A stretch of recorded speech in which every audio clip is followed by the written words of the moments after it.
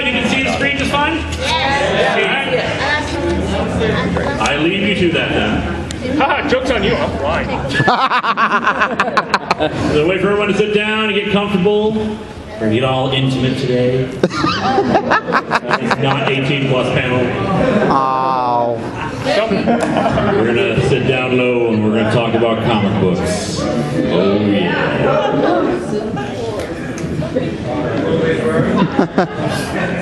We could get into trouble. Alright, yeah, we're over the line already, so I don't have to wait. I don't have to wait for any specific time to start. Are you all ready? Yeah! Even Speedway. Good. Hello and welcome to Daughter of Atop the Fourth Wall Live. Woo!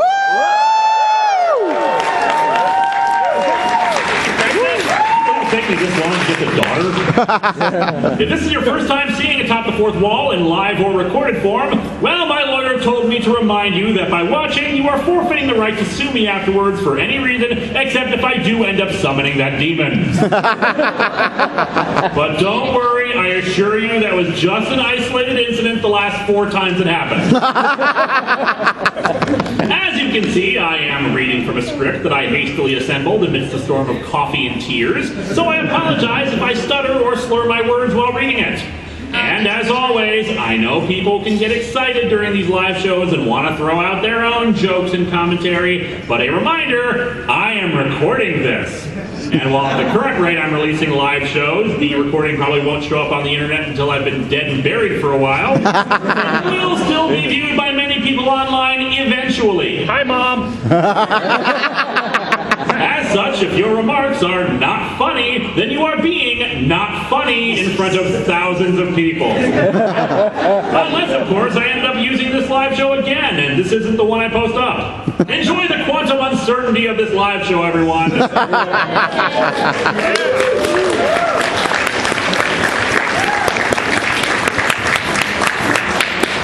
So despite the fact that my show primarily focuses on Western comic books, I tend to get invited to a lot of anime conventions.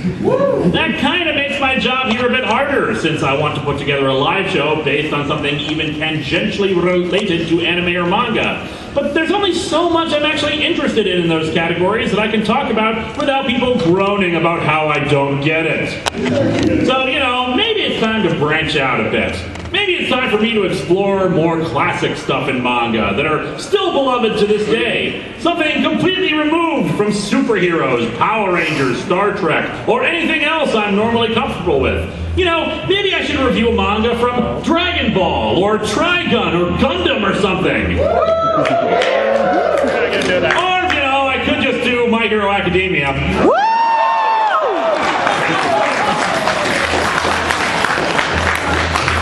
On the off chance you're unfamiliar with it, the series is about a world where the majority of people have superpowers, and we follow around a boy who doesn't have any, who dreams of becoming a hero. And who wouldn't want to be a hero when you could have hair like that? I mean, really, at that point, it stops being hair and just becomes the guy's antenna. We open with a flashback to the youth of our main character, Izuku Midoriya. He's trying to defend a bullied child from 3 kids with powers. Enough, Cap-chan! You already made him cry! Stop it! Just because most people have superpowers doesn't mean everybody will have their love interest stuffed in a fridge. We meet our 3 bullies, 1 kid with bat wings, the main kid with some kind of explosive fist, and this kid over here who makes money raking leaves in the fall. So Deku, the quirkless wonder, thinks he can play hero, huh? Boy, are they going to be surprised when it turns out they're actually playing Infinity Gauntlet and he's Thanos. People are not born equal. That's the hard truth I learned at age 4. Some people are given chocolate chip cookies and some oatmeal raisin. Those monsters! But that was my first and last setback. After I murdered those 3 anyway. We're now in the present day, where Izuku and several other bystanders are watching a bunch of heroes taking on some kind of giant person. And then flashback again so we can get to the history of this world. It all began in KK City in China with the news that a bioluminescent baby was born. Behold, the baby who was his own nightlight. After that, exceptional individuals began popping up all over the world. Yes, exceptional individuals like, oh God, it burns boy. Look through comics from a distance man. And crap, how do I do my hair now, woman? Fantasy became reality. The world was rebooted at least 8 times by the year 2000. At present, 80% of the world's population consists of superhumans with special abilities. Unfortunately, the most common power is to marathon TV shows in one night. The world is in chaos, and a profession that everyone once only dreamed about entered the spotlight. Surprisingly, that job was professional laundry folding. Apparently what happened in the present was that a guy tried to steal a purse and, when cornered, he transformed into the giant, kinda shark-headed dude we see here. Seems like an overreaction for the $12 he was trying to steal, but maybe in this world, given all the super people, he'd get exiled into the Phantom Zone or something. One hero in particular makes a remark about this. Illegal use of abilities during rush hour, as well as robbery and assault, you're pure evil. During rush hour? My God, he's like the Ed Gein of this world! The hero here is Kamui Woods, who is basically part tree or something, and can send out roots and wood to attack the giant. However, Giant Shark Dude is swiftly defeated by another giant person who leaps in. Today's my debut! Or rather, debut, given that... It would seem they have adopted the body paint part of superhero costumes, too. Pleased to meet you all. You can call me Mount Lady. Yes, Mount Lady, which is why she has devil horns. I don't think that's why they... Okay. Along with the exceptional abilities came an explosion in the crime rate. While nations struggled to overhaul their legal systems, brave individuals took up the mantle of heroes straight out of comic books, protecting the people from evildoers. Well, at least until their next crossover, where they spend more time fighting each other instead of evildoers, but hey, at least nobody's had to have a Clone Saga yet.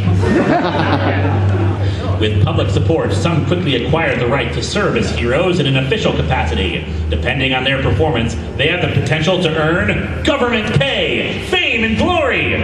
Being a government employee who seeks fame and fortune, what all great heroes aspire for. Actually, when you get right down to it, this is technically the plot of Youngblood.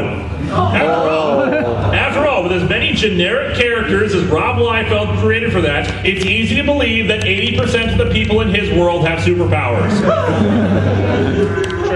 Izuku does some research on Mount Lady. Gigantification, huh? Wow, that fact just increased her fetishization factor by like 30%. Later, Izuku is at school. You guys are all third years now. It's time to start thinking seriously about your futures. When are you kids gonna get your YouTube channel started? I would hand out these future career forms, but I assume you all want to be heroes. Screw you, architecture and medicine. You got big ass teeth and your only career choice is spandex and punching. The main bully from the beginning, named Katsuki, thinks only he has a chance at becoming a true student at UA High School. I aced the mock exam! I'm the only one here with the stuff for UA! Turns out UA is actually a tap dancing school. Oh. On the desk here.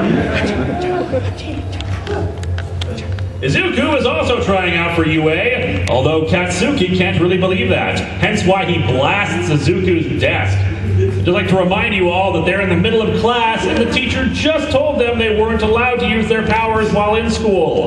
Then again, the same guy said there's no point in having them try out for any other careers because they all want to become superheroes, even though by this comic's own admission, not everyone gets to become a professional hero. So really, this teacher is just really bad at his job. That's his superpower. Teachers all bad at their jobs. The problem for Izuku is that, well, he doesn't have any superpowers, and there's no precedent for a non-powered person to be admitted into the school. So these people got inspired by superhero comics to become heroes, but nobody knows about Batman?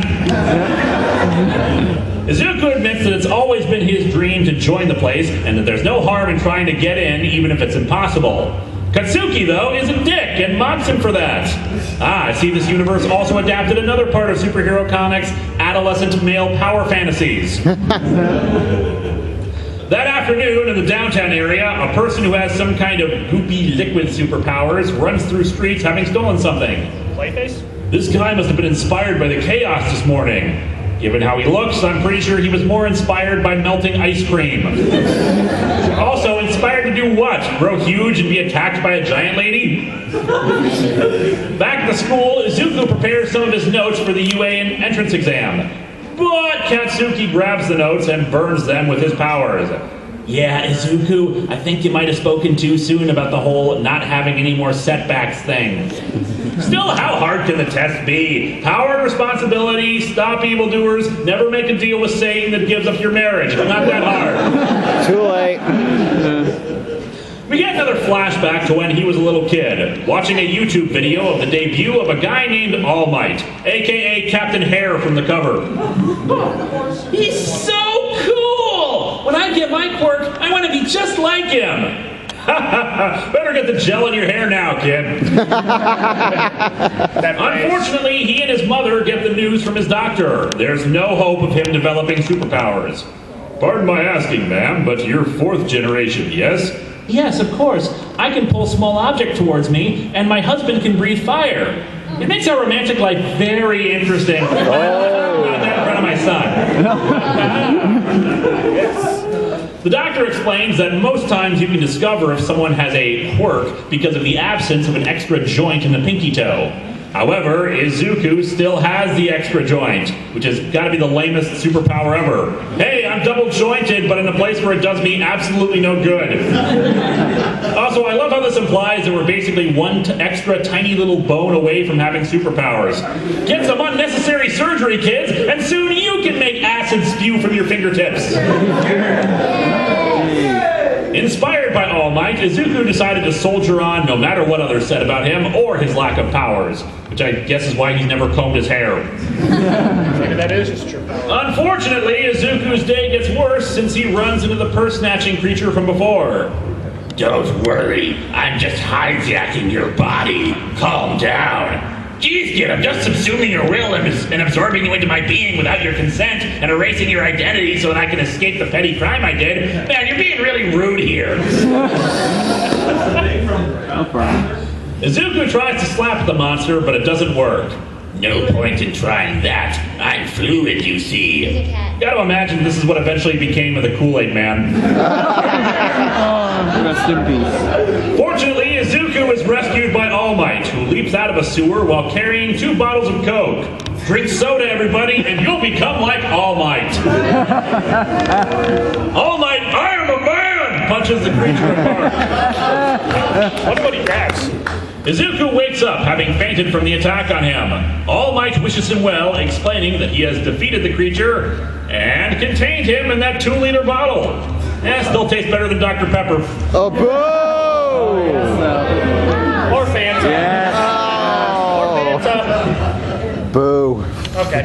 All Might flies off, but Izuku manages to grab hold of his leg, wanting to ask him a bunch of questions. All Might finally agrees to do so. Meanwhile, the creature was not totally defeated and begins to wake up, right where Katsuki is walking and complaining about Izuku to his buddies. Seeing him so full of stupid dreams like when we were kids just pisses me off. How dare he have hopes and dreams? I'm gonna burn his house down. Unfortunately, that makes him a good target for the monster. Well, hey, if it's attacking Katsuki, it can't be all bad. Izuku asks All Might if someone without a quirk can become a hero, but while he's rambling about his difficulties he's had being bullied, something seems to happen to All Might. And he transforms into a scrawny-looking guy with the pointiest of chins. Jeez, he doesn't need to be so damn muscular and big. His friggin' chin is a deadly weapon. You can cut a steak with that thing. Yes, Yukimoto hair. All Might explains that his appearance is like someone holding in their gut to try to look skinnier and more bulky. Okay, but how do you explain the Yu-Gi-Oh hair you have now? 5 years ago, an enemy did this to me. My respiratory system was nearly destroyed, and my stomach was removed. On the plus side, it has made me the best Jack Skellington cosplayer ever. Because the procedure makes him waste away, he can only do his heroic work for about 3 hours a day. The rest of the day, suit actor for any given Slender Man movie. All Might feels that a professional hero should always be ready to risk his life, and without powers, one cannot reasonably expect someone to risk their lives. As such, his answer is sadly no. Still, he also recommends that he could always become a police officer if he wanted to help. It's not wrong to dream. However, you need to be realistic, kid. Said the skinny man who had his stomach removed and inflates himself up to fight slime monsters. That happens. Unfortunately, that's also when he realizes that he lost the bottle full of slime monster and then spots an explosion in the distance. And that explosion is indeed the creature merged with Katsuki, both thinking they're in control of the other. Other heroes, however, are unable or unwilling to go after the creature. Mount Lady's excuse is, a single-lane street? I can't get there. When, you know, she could shrink down, get past that street, and then grow again when she got close. Just saying, this area is already getting devastated and destroyed. This situation is one Monty Python-esque foot away from being resolved. Izuku spots this and gets in closer, realizing that the creature got away from All Might, and that another middle schooler is going through the same pain he had gone through a short time ago, when the creature tried to assimilate him. On the other hand, it's Katsuki, who thinks a kid having dreams is cause enough to bully and abuse him, so... screw him! However, with no other heroes coming and Katsuki's look of terror evident, Izuku himself just rushes in to attack. After tossing his backpack at the creature to distract it, he gets in closer to Katsuki and starts to try to pull him free. Katsuki, being a miserable dickhead, asks why the hell he's the one helping him. Izuku thinks of all the various reasons he could give, but really only has one. You look like you needed saving. But clearly you have this under control. Well, with the fires and the death and the looks of anguish. My apologies, I'll leave you to it. Oh my god, that face. Face! Yeah, it turns out I had skipped one, so this is actually looks like you need to save a bit. Live shows, everybody! Yay! Errors. Inspired by Izuku's near sacrifice, All Might manages to muster enough courage to risk hurting himself further by transforming back into his Liefeldian form. He uses his most powerful attack, Detroit Smash!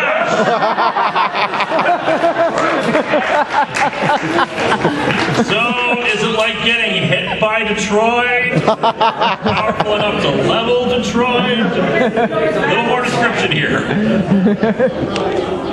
Afterwards, the other heroes accost Izuku for his recklessness while praising Katsuki for being tough. Yeah, let's all praise the one who didn't actually do anything. Clearly, all of you people understand what being a hero is all about.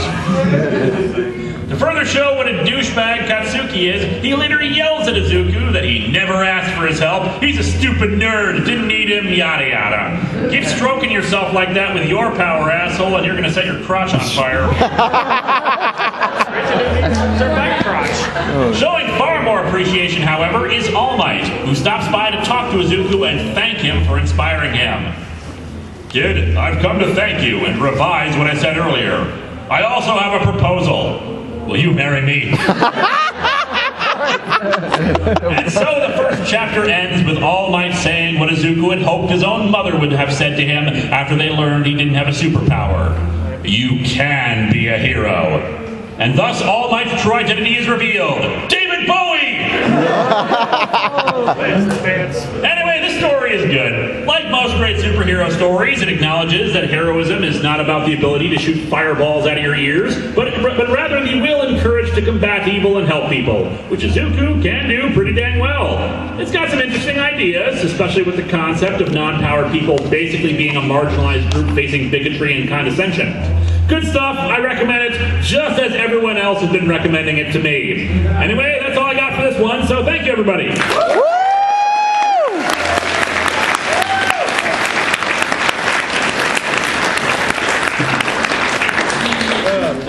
25 minutes left, What? which brings us to the question I have for you all. Let's see if I can find it here. See, like there. Did I not copy it over? I might not have copied it over. More fat grandma! Oh, we need more fat grandma! Better than Midoriya. Well, I can't actually find it here. There's supposed to be. I brought along some videos, but and I was going to ask you guys if you wanted to watch a video or just take Q&A, but I can't find the videos, so let's just do Q&A. All right, starting from this side, Linkara cosplayer. Some of these questions, but like I know you mentioned like you did a Youngblood joke regarding My Hero Academia, but you didn't mention how All Might has Youngblood disease. Good point. I wonder if he has the tiny feet. If I do this slideshow again, I'm going to add that in. All right, over to this side, blue shirt. Yeah, you did. Did not reply voice ever tell you that using the magic gun on the entity is like using Shadow Spawn and Zigzagoon? No. Well, it was just the plan and Linkara had, because he figured, hey, it's the same kind of magic that was used to defeat that was used to create the entity. Maybe primordial forces, it might work. It might. It didn't. Grayish green shirt, yeah, there. I don't have my glasses on.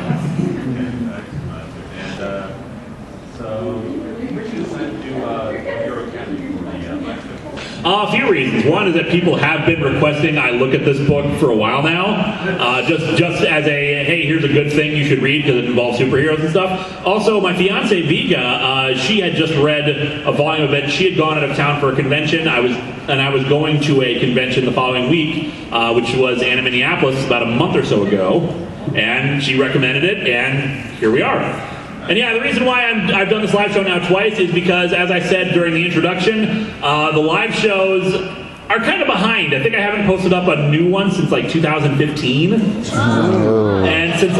generally in the past I've done a new live show for each convention I did. I want to get caught up. So this is the live show I'm doing for the rest of the summer until I get caught up, and then I'll go back to stressing myself out and doing one at a time. Yes. All right, back over to this side. You in the front. Awesome. First of all, been into you and all the other Channel Awesome guys for many years. Thank you. Welcome. And you've always mentioned, always as a joke, doing a crossover with Brad on the Caligula comic, which I understand might be a little hard to do. But is there any possible chance that will happen? Yeah, eventually. Awesome. Although the thing is that I kind of want to do with him, I want to make up for something that did not happen. During the filming of To Boldly Flee, long story short, we were really stressed out doing To Boldly Flee, and so we did not have as much time to plan out a bunch of crossovers to do during that time. So I thought what I would do is the same thing I did during Suburban Nights with Bayless, where we reviewed a direct-to-video movie called The Air Zone Solution. And the thing about that review is it was an unscripted review. We went along, watched the movie, cut to live action bits that we knew we would want to do, and then Bayless went back later and wrote up voiceover bits for, describing the movie and what was going on. So I figured I could do the same thing with Brad with a comic I had called Mighty Morphin Rump Rangers. Oh! And while one would think that this is a pornographic comic, it is really more of a parody comic in general, and really kind of gross and disgusting. So I filmed a few live action bits with Brad with that, including the return of Space Lancer Steve. and unfortunately, I just never got around to actually writing the voiceover bits for it. So yeah, that's a lost review from 2012 that I never actually got around to writing. So I would want to actually finish that up first before I did the Caligula comic, which does exist. There is a Caligula comic. It's like it's not like based off of the movie. It's like some. It's original. Yeah, it's just like some comic made of like 2010, 2011 for an independent comic. Avatar. Yeah. So back over this side, let's go. Since the attire, Team Skull. Okay, I have two quick questions. Will 80s Dan and 90s Kid ever hook up again? I hope so. Brad has talked before about doing an 80s Dan movie. Yes. Although the thing is, here's the thing you gotta understand about Brad and his movies, it's never what you expect it is. I think he's told me before that he wanted it to be like a psychological thriller, where 80s Dan is not actually from the 80s, he's just kind of crazy. You mean he wasn't? And also, are you going to be wearing your teeth sculpting in any of your reviews? Not planning on it right away, but I certainly want to. I mean, I put together the cosplay. I don't have the cufflinks on right now, but I made it, and I wanted to use it again, probably for another Pokemon comic, which here's the thing. I've already told this in two of the other panels I'm doing. Next year is the build-up to the 10th anniversary of Atop the Fourth Wall. So every non-Patreon sponsored review, because of course they choose whatever the hell they want to do for them, every non-Patreon sponsored review is going to be a follow-up to a previous episode. With the exception of the 500th episode, that'll be something new. So yeah, everything's gonna be a follow-up there, so I'll probably end up doing another Pokemon review during the year. Alright, so those were the two questions? Yeah, they were, okay. You. Okay, this is kind of a joke question, but so is graffiti fun or dumb? I don't know. I need a song and a 15-minute short to talk about this. I'm going to vote yes. Those who haven't seen, I do riffs sometimes, and one of them was graffiti, fun or dumb. The end that they decided was, yes, it is dumb. But it can be fun. Hit and miss. Cardcaptor Sakura's out there. Are you ever going to repost the old live videos? Say again? Are you ever going to repost your old topical live videos? Oh, if you mean on my site or on YouTube? Either or. Well, on my site right now, the reason why they're not up is because, yet again, I had to do another platform change over to VidMe because Screenwave stopped using the JW player. So that's another 1,000 videos I need to replace. Oh, Jesus All of the Christ. Fourth Wall and I think Longbox are back up. But yes, the live shows will get posted back up on my site. And one of the other reasons why we're behind on live shows is guys, I need to upload more to YouTube. So I will do that, and so that's a yes. Back over this side, orange shirt. Yeah. What are your thoughts and plans for War of the Planet of the Apes? No plans at all. Although that's a thing I really have to do at some point, something Planet of the Apes related, because I've been teasing this one for like forever. There's a crossover comic between Planet of the Apes and the science fiction TV and movie series Alien Nation. Show of hands, who actually knows what Alien Nation is? I don't. Okay, you guys are awesome, by the way, because Alien Nation was a great show. But yeah, it's the most bizarre thing in the world. Long story short, Alien Nation, the premise is that like a city ship arrives on Earth with a bunch of alien refugees, and they have to become integrated into society. It's a great metaphor for like, you know, racial tensions and inequality and all that kind of thing. Think District 9, but not, you know, condensed in a movie and not bug people. But it's the most weirdest thing in the world because why would you ever pair Alien Nation and Planet of the Apes? But it's real, it's a thing, and anytime I've done a bizarre crossover, I've shown just a brief image of the cover one of them, just like, wait, is that a thing? Then again, Archie and Punisher are crossovers, so... Archie is crossed over with the Predator. And it's weird. It's weird. Archie just throws everything at the wall and somehow it ends up working.